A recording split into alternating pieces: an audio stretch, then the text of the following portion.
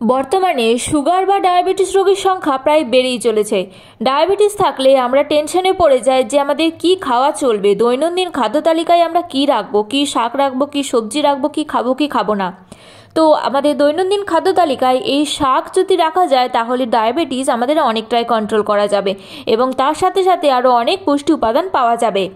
নমস্কার বন্ধুরা, healthy motivation আর একটি নতুন ভিডিওতে আপনাদের সবাইকে স্বাগত। আশা করি আপনারা সবাই খুব ভালো আছেন, আমিও খুব ভালো আছি। আজকের এই ভিডিওতে আলোচনা করব যে সেই শাকটি খেলে ডায়াবেটিস রোগী কিন্তু অনেকটাই ভালো থাকবে এবং ডায়াবেটিসও নিয়ন্ত্রণ হবে। চলুন ভিডিওটি সম্পূর্ণ দেখুন।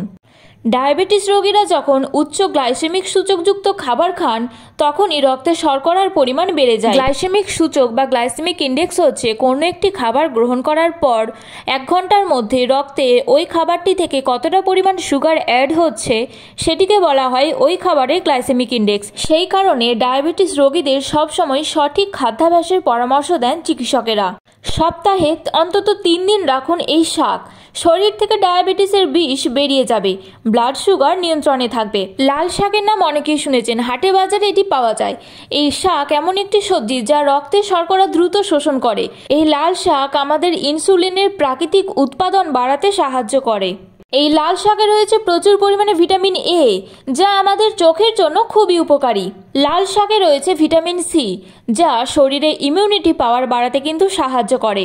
এই লাল শাকের মধ্যে পর্যাপ্ত পরিমাণে আয়রন থাকায় এটি সুস্থ রক্তকণিকা তৈরি করে এবং এর ফলে আমাদের শরীরে এনার্জির অভাব হয় না।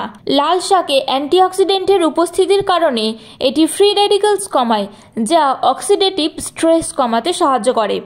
অনেক দীর্ঘস্থায়ী রোগের ঝুঁকি কমায়। লাল পালং শাকে ডায়েটারি ফাইবার থাকায় এটি হজম শক্তি বাড়ায়। এতে প্রচুর পরিমাণে ডায়েটারি ফাইবার রয়েছে, যে কারণে এটি গ্লুকোজের শোষণকে ধীর করে দেয় এবং রক্তে শর্করা শোষণ করে। তাহলে এই লাল শাক অতি সামান্য হলেও টেস্ট কিন্তু ভালোই এবং এই লাল শাক আমাদের শরীরে ডায়াবেটিস নিয়ন্ত্রণ থেকে আরও অনেক উপকার করে। সেই সমস্ত কিছুই ভিডিওতে জানতে পারলাম। এই ভিডিওটি যদি আপনাদের ভালো লেগে থাকে তাহলে একটা লাইক করে দেবেন, চ্যানেলের প্রথম হলে চ্যানেলটিকে সাবস্ক্রাইব করে দেবেন, ভিডিওটি ফেসবুক থেকে দেখলে ফেসবুক পেজটিকে ফলো করে দিয়ে আমার ছোট্ট চ্যানেলটিকে সাপোর্ট করবেন। ধন্যবাদ বন্ধুরা ভিডিওটি সম্পূর্ণ দেখার জন্য। দেখা হচ্ছে আবার পরবর্তী ভিডিওতে। সবাই খুব ভালো থাকবেন, সুস্থ থাকবেন। আপনারা দেখছিলেন হেলদি মোটিভেশন।